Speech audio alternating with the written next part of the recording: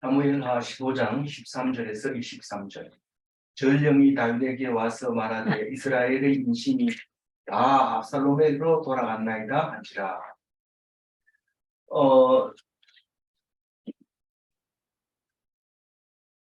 어제는 압살롬이 모반 준비를 하고 있었는데 소문이 미리 들어가는 바람에 전쟁을 난리를 일으키지도 않는데 이미 미리 겁먹고, 겁먹은 건 사실 아니에요. 겁먹은 건 아닌데 여기서 전쟁이 나면 곤란하다. 예루살렘이 바람 보면 이건 곤란하다. 그렇게 생각하고 다윗은 피난을 가는 거죠. 난리가 나면 도망가야 피난인데 사실은 난리가 안 났는데 도망가는, 도피를 가는 거죠. 그래서 이 다윗은 이 예루살렘이 전쟁터로서는 적합하지 못합니다. 왜냐하면 곳곳이 숨을 곳이 있고 또 어느 사람이 간첩인지 어느 사람이 아군인지 적군인지 구별을 못하기 때문에 전쟁터로서는 적합하지 못합니다. 그 예루살렘 안에서는. 그래서 일단은 대피를 합니다. 대피를 하고 전쟁은 전쟁터에서 해야 되죠. 딱 보고 해야 되는데 이게 누가 가르쳐줘서 그런 게 아니고 본능적으로 거의 본능의 감각으로 그렇게 이제 도망을 가기로 작정을 하고 그렇게 사람들이 전부 나옵니다. 그러면 훨씬 난리가 난 뒤에 도망가는 거하고 지금 나오는 거하고는 천지 차이죠. 급하게 나오면 정리를 잘 못합니다. 정리를 못한다는 얘기는 다시 회복하기가 어렵습니다. 근데 미리 나가면 이제 아군은 다 빠져나오고 또 적군은 누군지 남아있으면 적군이고 또 남겨두면 그건 간첩이고 이렇게 딱 이렇게 구별이 되도록 하려면 미리 가는 게 훨씬 좋습니다. 우리가 얼핏 보면 이게 뭐 압살롬이 어디도 않는데 자리 벌써 비워주네 이러면서 이상하게 생각할지 모르지만 사실 이걸 보고 두 번째 아들이 이름이 뭡니까? 아도니아가 자기도 군사를 모아가지고 왕으로 세웠다 막 이러면 네 번째. 네 번째인가요? 네. 예, 압살롬 다음 아도니아가 그렇게 했을 때 이거 뭐 비워줘야 되는데 안 비워주고 뭐 거기서 솔로몬에게 기름 부어버리니까 실수한 거죠. 그렇게 이 멀리서 이렇게 사람들을 막 이렇게 얘기해가지고 야, 왕 세웠다고 얘기해 이러면 사람들이 소리를 막 지르면서 그 압살롬이 헤브론에서 왕이 되었다 하고 소리 지르면 그때는 인심을 잡을 수 없기 때문에 이스라엘 백성이 다윗 왕이 도망갈 때 딱 잡히면 꼼짝 못합니다. 그러니까 그때는 이미 적군이 누군지 아군이 누군지 구분을 못합니다. 말 떨어지기 전에 나가야 되는데 우리는 미직대다가 일을 망치는 경우가 많죠. 보통은 다 미직대다가 망칩니다. 아직 일어나지도 않았는 거를 왜 호들갑을 떠냐 앉아있으라 이러다 보면 하고 와가지고 끝나버립니다. 그렇기 때문에 미리 조짐을 보이면 해야지. 설마 이러면 역시가 되기 때문에 설마를 하지 말아야 돼요. 그래서 이제 오늘 여기 보면은 도망가자 이 얘기가 13절 14절에 나옵니다. 이 앞에서는 그냥 모반 준비만 했는데 14, 15, 13, 14를 읽어보면 가는 이야기가 나오는데 인심이 다 압살롬에게로 돌아갔나이다 이 말은 이제 누구 만나가지고 명령을 내려도 안 먹습니다. 안 먹혀 들어갑니다. 그러니까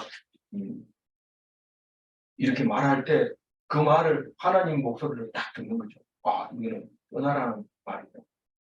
이렇게 전하는 이 전령도 지금 의심스럽다. 지금 어떻게 돌아설지 모른다. 이렇게 생각한 거죠. 그러니까 14절 같이 읽어볼게요.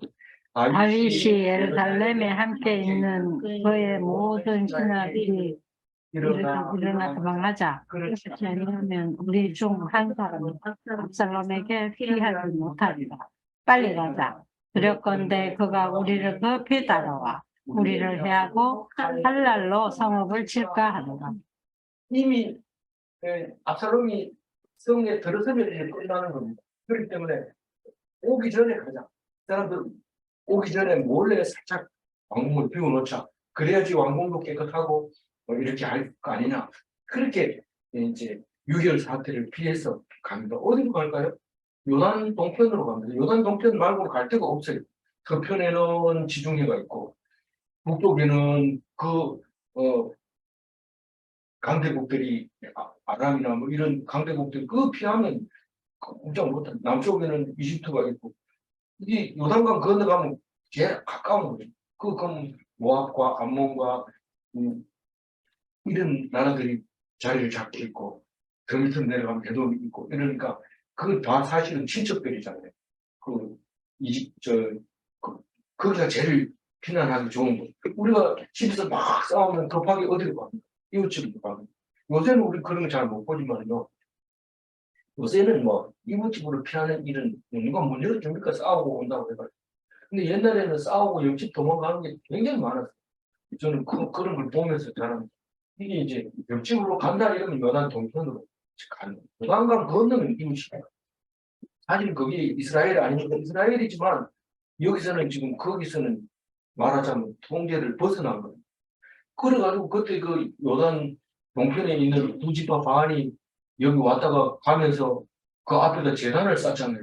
요단 동편에다가 제단을 쌓으니까 이 서편에서 군사를 일으켜가지고 너희들 왜 여기다가 재단을 쌓느냐, 우리를 지금 반대하고 대항하려고 하는 거 아니냐, 이러니까 그게 아니다. 우리가 후세들이 이 재단이 무엇이냐고 물으면 우리가 몇 차례해서 이스라엘 백성인데 우리가 자주 가지 못하니까 여기서 제사 드리려고 한다. 그래서 재단을 쌓았다. 이렇게 말하려고 한다. 이렇게 할 때 그만큼 요단강이 국경으로서의 작용을 했던 거죠.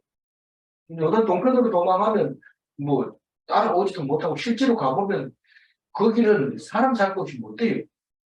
이렇게 그냥 그 초지도 없고 그렇게 굉장히 어려운 상황이라서 그래 글로 도망가면 대부분은 뭐 따라오다가 가봐야 뭐 가치도 없다 이러고 안 따라가는 지역이 되는 거죠. 요단 동편이고. 그래서 이제 빨리 가는데 다윗이 이제 명령을 내린 거죠. 14절 결정을 내린 거죠. 그거 가가지고 그 다음에 뭔 생각을 해. 남의 집 가가지고 도망을 숨어가지고 생각을 해봐야 되지. 안 그러고 거기 있다 보면 위험해. 싸움이 일어나는 그 집에서 안 나오고. 그래서 요새는 살인사건 집 안에서 많이 일어나. 15절이고. 왕의 신하들이 왕께 이르되 우리 주 왕께서 하고자 하시는 대로 우리가 행하리이다. 보소서 당신의 종들이니이다 하더라. 이거 전령이 와가지고 이신이 전부 다 압살롬에게 갔습니다 이러고 가는데 그 전령은 뭐 그런 뜻은 아니겠지만 전령 생각에도 싹 돌아가는 게 자기가 확실하게 믿으면 뭐 바로 공을 세우려고 전령이 칼을 뺄 수 있는 입장입니다. 근데 다윗은 딱 그걸 염려하니까 신하들이 딱 눈치를 보고 우리는 왕의 편입니다. 아군입니다. 죽이든지 살리든지 우리는 왕을 따라가겠습니다. 그 얘기를 딱 합니다. 이 얘기는 안 해도 될 것 같은데 왜 하나 이렇게 생각해지지만 그 말이 없으면은 지금 분별력이 없어진 여권도 아군이 오고 벌써 다윗은 왕노릇을 못하고 있는 것처럼 보이지만 그래도 숫자는 적어놓지는 않았지만 왕을 목숨 걸고 알겠다 하는 사람들이 이 말을 하고 있다는 거예요. 15절. 그러니까 왕의 뜻대로 하십시오. 그럼 우리는 따라가겠습니다. 우리는 아군입니다. 이렇게 얘기하는 거예요. 그리고 돌아선 사람들은 적군이죠. 우리가 가서 다시 전열을 가다 놓고 적군을 이길 수 있습니다. 그리고 남겨두는 사람도 있는데 다 못 갑니다. 아무래도. 그거는 완전한 전쟁도 아니기 때문에 다 못 갑니다. 그리고 화가 뿌리면 그거는 나중에 이것도 좀 안 되기 때문에 남겨둬야 되는데 남겨둔 사람은 다 간첩. 그래서 이 적군과 아군 간첩으로 딱 분리할 수 있는 시간이 딱 있는 겁니다. 15절은 그 얘기를 하고 있죠. 이 16절이 왕이 나갈 때 그의 가족을 가족들이 다 따르게 하고 하고 왕이 나게도 왕궁을 지키게 합니다. 이 아군의 제일 첫 번째가 누굽니까? 그러면 네. 자세 똑바로 하고 대답 똑바로 해주세요. 감사합니다. 네. 아군이 제일 첫 번째가 누굽니까? 가족이죠, 가족. 제일 먼저 가족이 가족이 따라오고, 그 다음에 가족 중에서도 후궁인데, 원래 저기, 그, 부인 이름은 지금 전부 몇 명 나와요. 지금 6명이 7명만 나오고 있는데, 나머지는 다 후궁이 몇 명인지 모르지만, 12명을 남겨둔 거 보면은, 만만찮은 거예요. 안 적어 놓았어요. 그래서, 후궁을 10명 남겨놓고, 이제 나오는데, 배 아파. 뭐, 후궁을 누구를 남겨놨을까요? 말 안 듣는 사람, 이런 사람 남겨놨을까요? 어떤 사람 남겨놨을까요? 그건 잘 모르죠. 그거는 왕이 알아서 하는 거지. 우리는 잘 모릅니다. 왕의 속을 잘 모릅니다. 근데 딱 남겨놓으면 어떻게 돌아왔을 때 이 사람들이 돌아간 얘기를 다 할 거 아니에요. 그러니까 일단 남겨둡니다. 그런데 나중에 이 사람들이 어떻게 됩니까? 압살롬이 다 점막을 치고 그 안에서 이제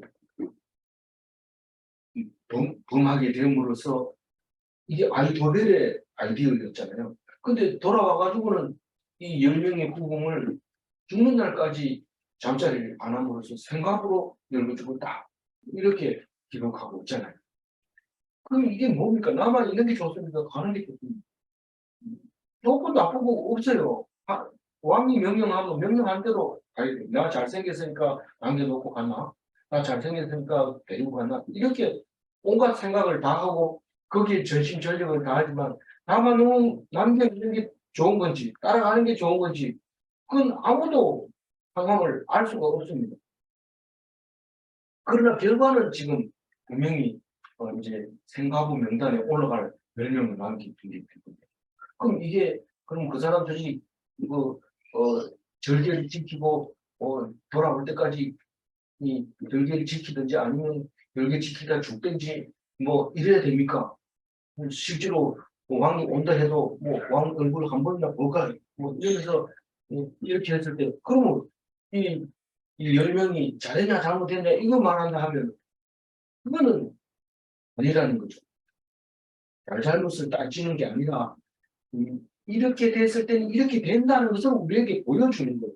우리는 자꾸 교훈으로 읽으면 10명이 속에 들어가야 되냐 안 들어가야 되냐 자꾸 이렇게 하는데 그걸 얘기하면은 우리 지금 뭡니까 14만 4천 명이 들어가라고 좀 가야 되죠. 근데 그게 아니거든. 우리는 어떤 게 옳은 건지를 알 수는 없습니다. 그래서 17절에 하면 왕이 나가면 모든 백성이 다 따라서 벳메르하게 이르러 멈춰서니. 예. 벳메르학인데 벳메르학은 나중에 이름을 붙인 거죠. 나중에 이름 붙이는데 먼 궁이라는 뜻입니다. 그거 우리가 김일성이가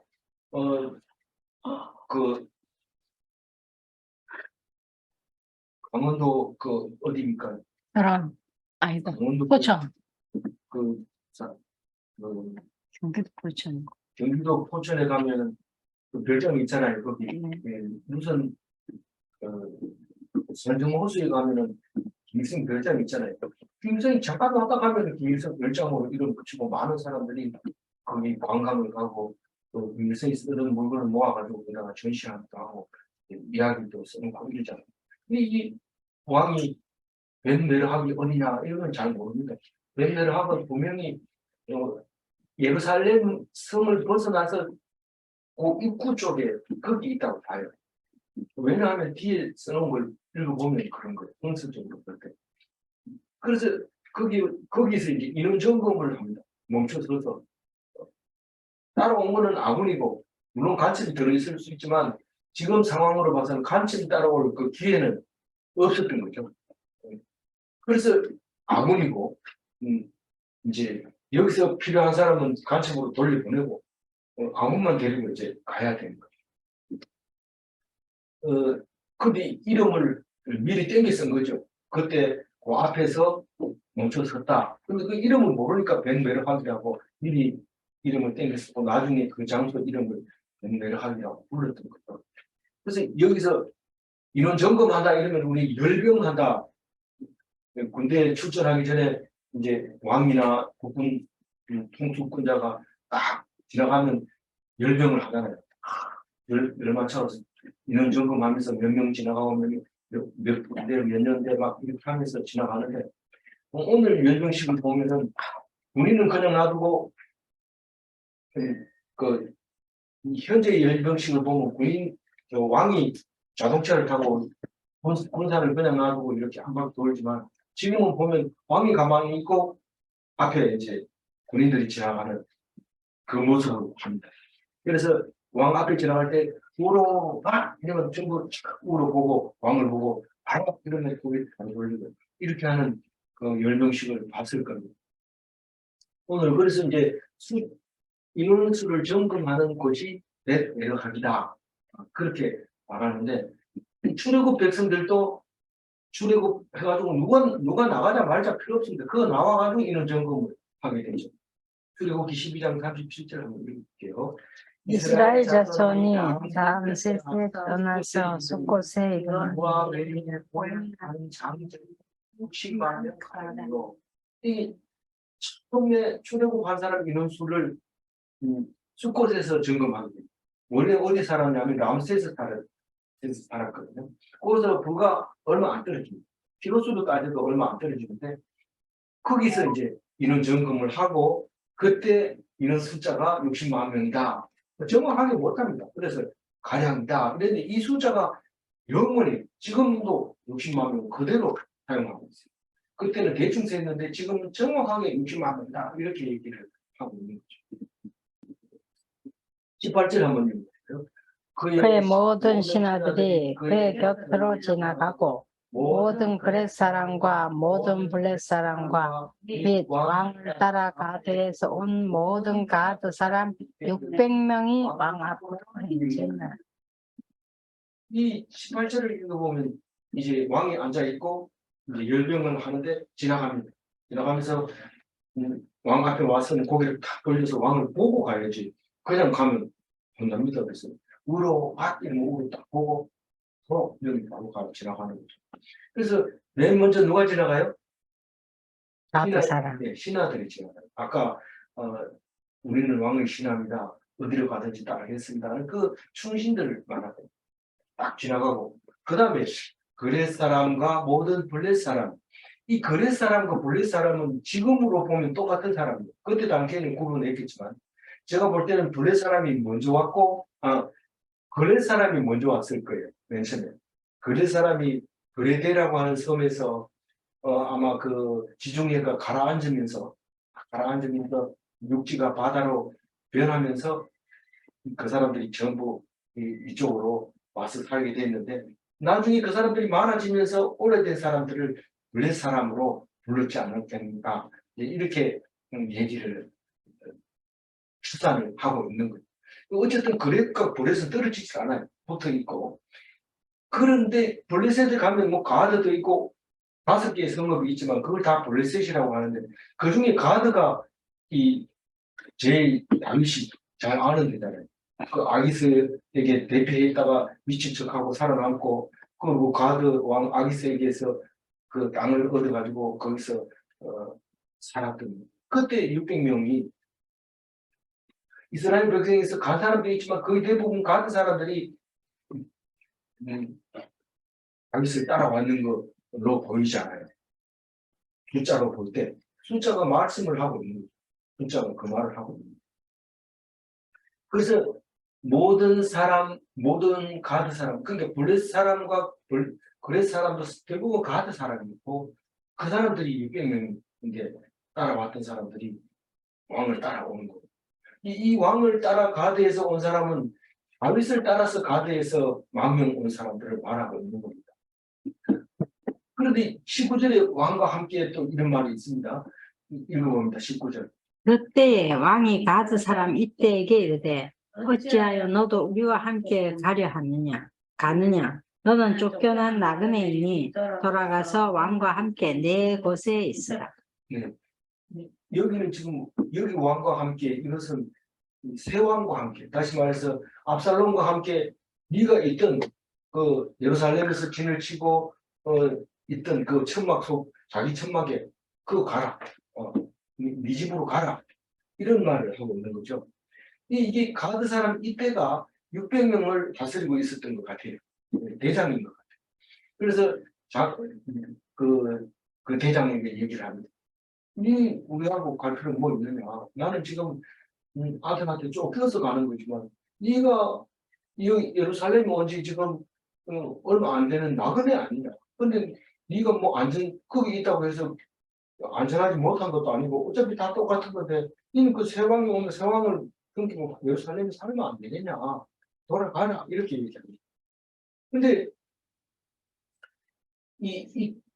이때가 어떤 사람이에요? 이때는 굉장한 사람입니다. 그 나중에 보면 요압과 아비새와 이때 이 세 사람이 대장이 돼서 그 가지고 있는 군대를 3등분 해가지고 한 사람씩 딱 이렇게 맡기고 압살롬하고 전쟁이 붙잖아요. 이기는 겁니다. 그래서 이때가 지금 이스라엘 사람이 아닌데도 불구하고 그 요압 최고의 군대 장관 요압과 맞먹는 그런 그 중요한 사람으로 이제 발탁이 되는 겁니다. 그러니까 20절 말씀은 그 굉장히 중요한 말을 굉장히 21절 말이 중요하고 20절 말 한번 읽어봅니다. 너는 어제 왔고 나는 정처없이 가니 오늘 어찌 너를 우리와 함께 떠돌아다니게 하려. 너도 돌아가고 내 동포들도 데려가라. 은혜와 진리가 너와 함께 있기를 원하노라. 그러니까 이게 지금 뭐하고 비슷하냐면 묵기를 읽어보면 비슷해요. 니네 돌아가라. 이제 나는 망해서 지금 가봐야 니하고 같이 있을 때도 없고 니가 필요 없다. 니 도와줄 수도 없다. 이렇게 사실은 자기를 의지하고 왔는 사람을 내가 망해서 가고 있는데 데리고 간다는 건 내가 체면이 너무 안 쓰는 거죠. 그러니까 돌아가라 이럴 때 나는 그 상황을 보고 온 게 아니라 당신을 보고 왔다 이 얘기를 하는데 이게 굉장한 말이죠. 어쨌든 어제 왔고 이 말은 너들은 나그네고 이 말이에요. 온지 몇 년은 됐겠지만 어제 왔고 나는 이제 나가면 올지 안 올지 뭐 어떻게 될지도 모르는데 이거 어떻게 나하고 같이 떠돌 생활을 할 필요가 뭐가 있느냐.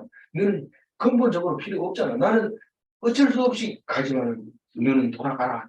이 동포들에게 너 동포 600명을 다 데리고 가라. 은혜와 진리가 너희와 함께 있기를 원한다. 이렇게 얘기하니까 뭐 복을 받을지어다 이러면 갈라지 모르지만 은혜와 진리가 너희와 함께 있기를 원한다. 이렇게 얘기하는 데는 생각해보면 그가 있어주는가 이런 생각이 들기도 해요. 은혜와 진리가 이게 중요한 말인 것 같은데 21절입니다. 이때가 왕께 대답하여 이르되 여호와의 살아계신가 내 주 왕이 살아계심으로 맹세하옵나니 진실로 내 주 왕께서 어느 곳에 계시든지 사나 죽으나 종도 그곳에 있겠나이다 하니 이게 루키 1장 16절 하거든요.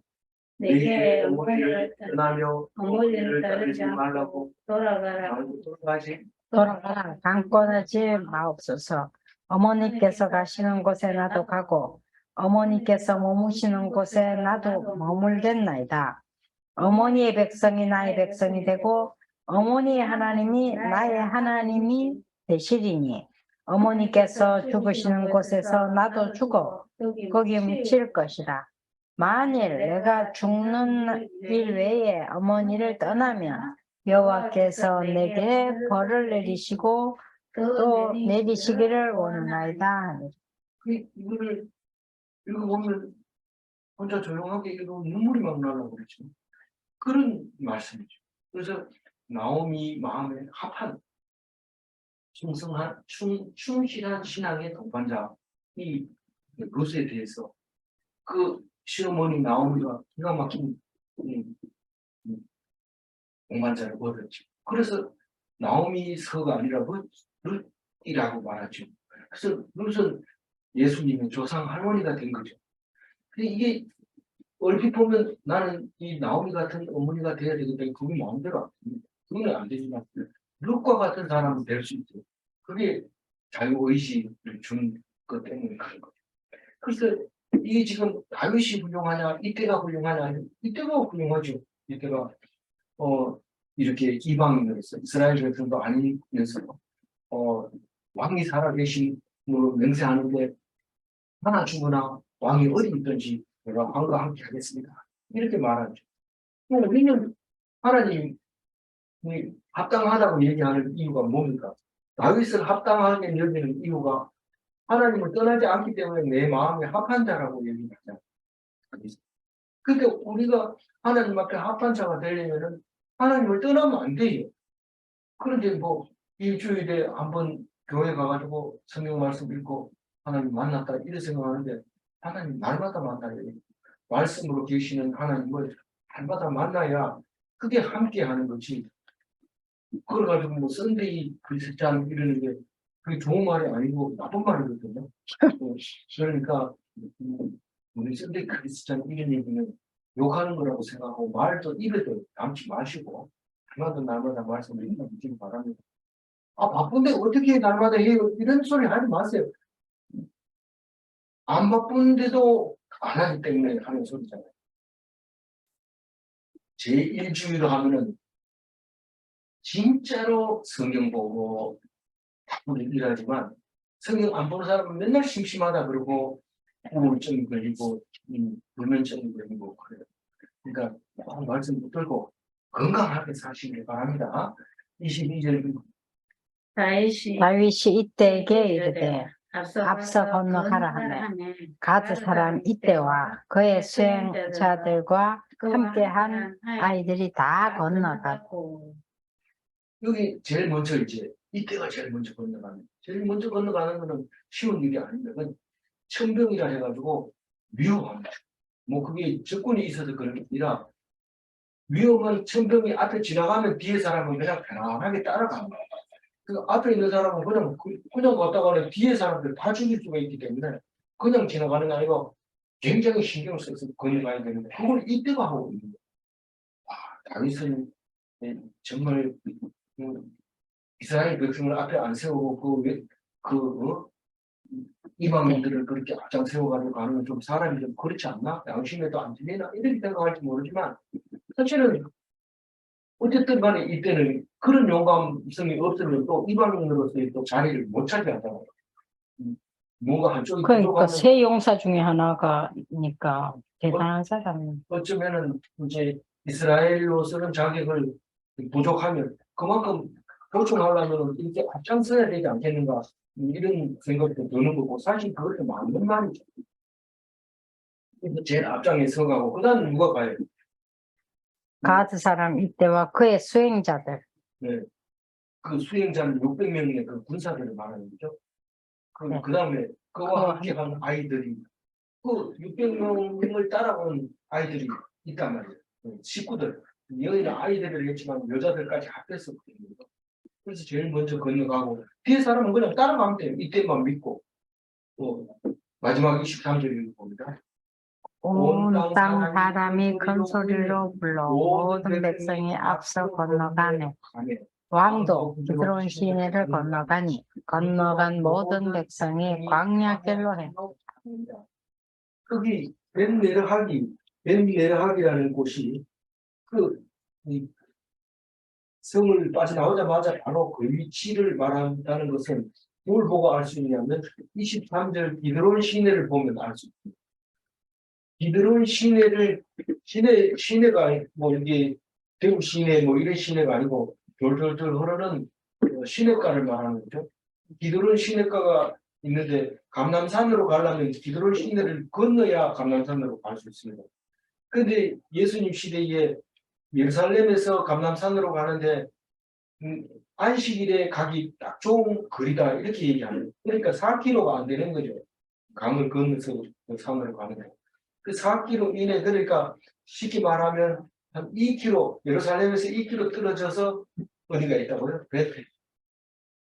베르하기 있다는 거죠. 베르하기는 여기 한 군데밖에 안 나오지만 우리가 근데 왜 자꾸 여러 번 이렇게 한번 하면 몰라도 괜찮잖아요. 그런데 몰라도 괜찮은 게 어디 있어요? 그럼 왜 성경에 있어요? 벤메르학을 만약에 찾아내고 알았다면 다른 사람보다 월등히 은혜가 크다는 거죠. 그러니까 벤메르학인데 그렇게 여러 번 읽는 사람들이 벤메르학을 못 읽어가지고 뭐 이렇게 딴소리를 읽고 이러지 말고 벤메르학이 좀 입에서 있도록 몇 번을 읽어야 입에 읽어요? 1000번을 읽어야 안될 가능성이 뭐. 그래서 벤메르학의 위치를 알아냈는데 그래서 기드론 시내를 이제 건너가면서 이제 광야길로 가. 이게 그게 그 길이 보통 길이 아니죠. 온갖 비난과 욕설과 막 이렇게 막 날아오는 게 그 길을 시내를 건너가면 울면서 백성들이 특히 여자들이 울 때는 어떤 소리를 내요? 이런 소리를 큰 소리를 못 듣고 큰 소리를 울면 납니다. 막 나기 때문에 이러니까 뭐 비둘기는 소리 같은 그런 소리를 내면서 그 강을 가는. 그리고 왕이 뒤를 따라. 근데 어디로 갔다고요? 광야길로 갔다 해야 됩니다. 이 광야길이 어딘지는 아무것도 말하지 않고 있어요. 주석도 광야길에 대해서 말하지 않습니다. 그러나 감남산에서 여리고 방향으로 내려가는데 다 내려가면 그게 아라바 길입니다. 그 밑에가. 근데 그 여리고로 내려가는 그 길이 광야길. 선한 사마리아 얘기할 때 여리고로 가는 길 이렇게 얘기하는데 이게 광야길인데 많은 사람이 피난 갈 때 걸로 광야길로 갑니다. 물론 그 광야길도 한 길만 있는 게 아니라 여러 군데 있지만 지금은 버스 다니는 길은 한 길밖에 없어요. 여기로 가는 거. 그 길로만 가도 무서운 데가 많이 있습니다. 무섭다는 얘기는 외진데 갑니다. 숨어있어도 누가 숨어있어도 몰라요. 그래서 강도들이 수시로 보고 숨으다가 꼼짝없이 끌릴 수밖에 없어요. 도망갈 수가 없어요. 그래서 딱 붙잡혀가지고 강도 짓을 할 수 있는 거예요. 그 광야길로 도망을 가는데 마지막 왕 시드기야가 도망가는 장면이 두 군데 나오는데 두 군데 다 한번 읽어보고 지금 다윗이 어떤 모습으로 지금 도망가고 있는지 그 유대의 마지막 임금이 도망가는 모습을 보도록 하겠습니다. 예레미야 39장 4절입니다.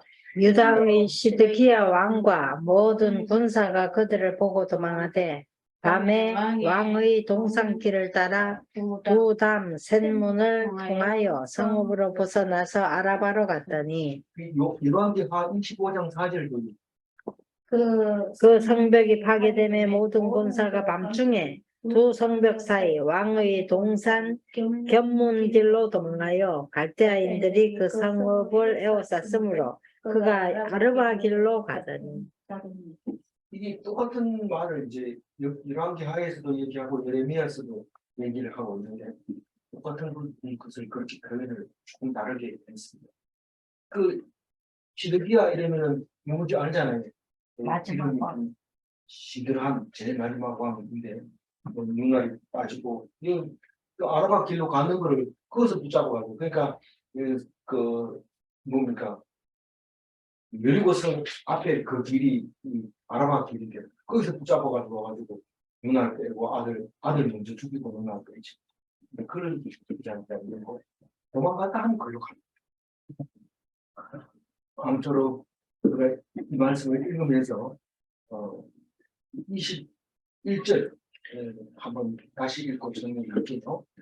때가 왕께 대답하여 이르되 여호와의 살에 계신가 내 주 왕의 살에 계심으로 맹세하노니 진실로 내 주 왕께서 그곳에 계시는 사망 죽음을 죽고 그곳에 있기를 하니 성경은 이런 사람을 원하거든요. 사실 이 블레셋 사람은 성경에 나올 자격이 없습니다, 사실.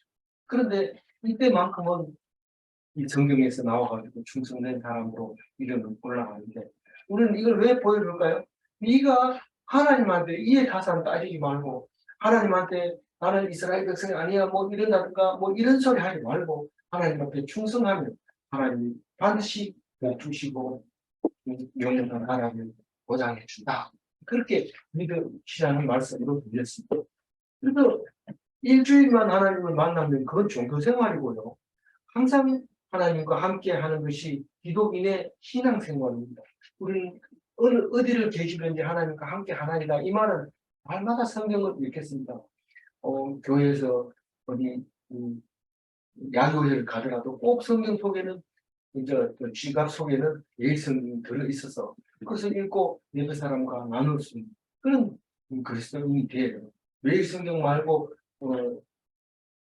다른 재미있는 말씀 뭐 이런 건 안 됩니까? 되죠. 되지만은 이걸 읽은 사람 그런 사람을 만나기가 매일 성경 묵상하는 사람보다 수가 적으니까 그렇게 매일 성경을 읽는 것이 더 나누기 좋지 않겠나 그런 생각입니다. 급할 때만 하나님을 찾으면 하나님의 마음에 합당한가? 하나님 말씀 들어주긴 해도 합당하지 않을 수 있습니다. 이 압살롬도 마찬가지입니다. 용서해줬지만 마음에 합당하지는 않았거든요. 항상 하나님과 함께 하는 것이 하나님 마음에 맞는가? 항상 하나님과 함께 하는 것이 하나님 마음에 맞는 거라고 다윗을 보고 칭찬할 때 그 말을 하고 있을 거예요. 우리가 하나님 말씀 떠나지 않아서 하나님 마음에 합당한 백성이 되어서 하나님 기쁘시게 하는 귀한 그리스도인 다 되시기 바랍니다. 기도하겠습니다. 하나님 감사합니다. 오늘 다윗이 미리 도망간 것은 잘한 것이고 요단 동편에서 싸워서 압살롬을 제압한 것도 잘한 것이고 그렇지만 그 지혜를 준 것도 하나님과 함께 했기 때문에 그런 말씀을 준다. 성경은 그래 말하면서 다윗은 내 마음에 합당한 사람이라고 칭찬하신 하나님을 기억하면서 하나님을 떠나지 말게 하여 주옵소서. 우리 주님만 의지하며 반사가 형성되는 그리스도인의 삶을 살 수 있도록 도와주실 줄 믿사옵고 감사하며 주 예수 그리스도 이름으로 기도 올려옵나이다. 아멘.